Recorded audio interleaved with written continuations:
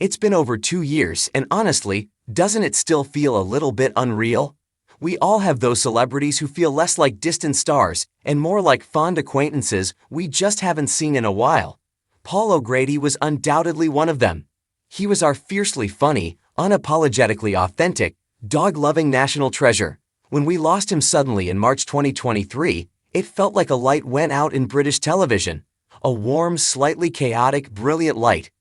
But if you think a little thing like passing away would stop Paul from making his presence felt, well, you clearly didn't know him, or his riotous alter ego, Lily Savage, well enough.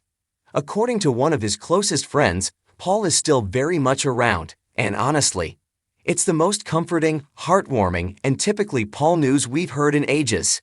Malcolm Prince, Paul's longtime radio producer and dear friend, recently opened up about how the late star is effectively haunting him. And before you get spooked, let us assure you, it's in the absolute best way possible.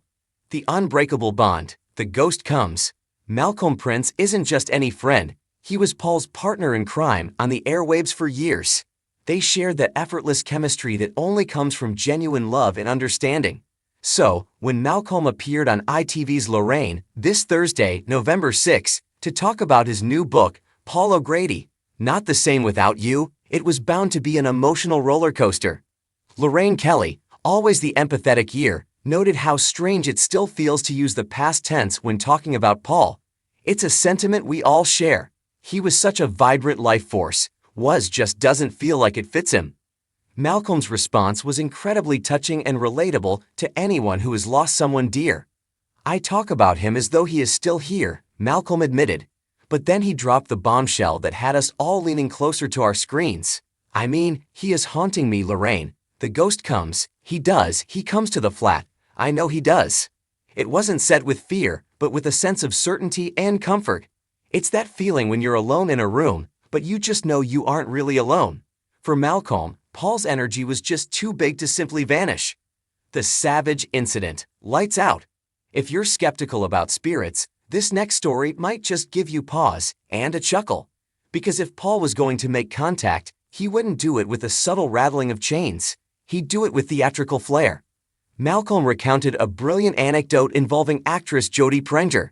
Jodie was a huge fan of Paul's, and Paul, in turn, had always been desperate for Jodie to star in Gypsy, his absolute favorite musical. It's the kind of show that was right up Paul's alley. Big characters, big heart, and plenty of drama.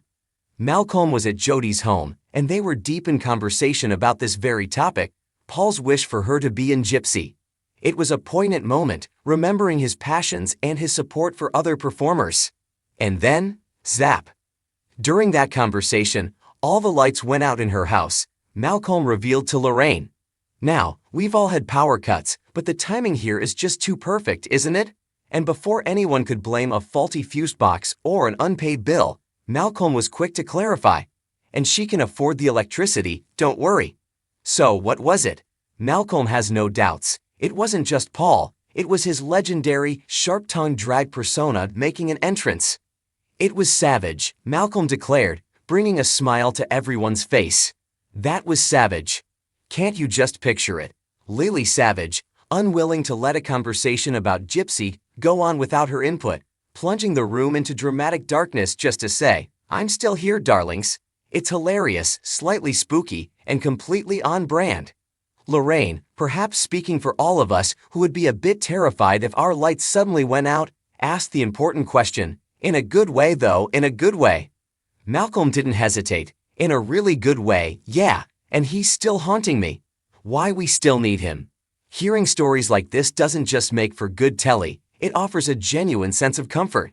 Paul O'Grady died so suddenly at age 67 from a cardiac arrhythmia. One day he was planning ahead, full of life, and the next he was gone, passing away peacefully beside his beloved husband, Andrew Portacio. The shock of that loss hasn't fully faded for many of us. We remember the outpouring of love that followed, the thousands who lined the streets of Aldington in Kent for his funeral, accompanied by an army of dogs from Battersea. It was a testament to a man who didn't just entertain us. He cared for the voiceless and made us laugh while doing it. When someone that vital leaves us, we look for signs that they aren't completely gone. We look for them in reruns of For the Love of Dogs, in the clips of Lily Savage destroying politicians on morning talk shows, and yes, in flickering lights when we mention their favorite musicals. Malcolm Prince's belief that Paul is haunting him isn't a ghost story, it's a love story. It's about a friendship so strong, it transcends the final curtain. It reminds us that as long as we keep telling their stories, laughing at their jokes, and maybe occasionally blaming them when the toaster acts up, the people we love never really leave us. So here's to you, Paul. Thanks for sticking around. Feel free to flicker our lights anytime.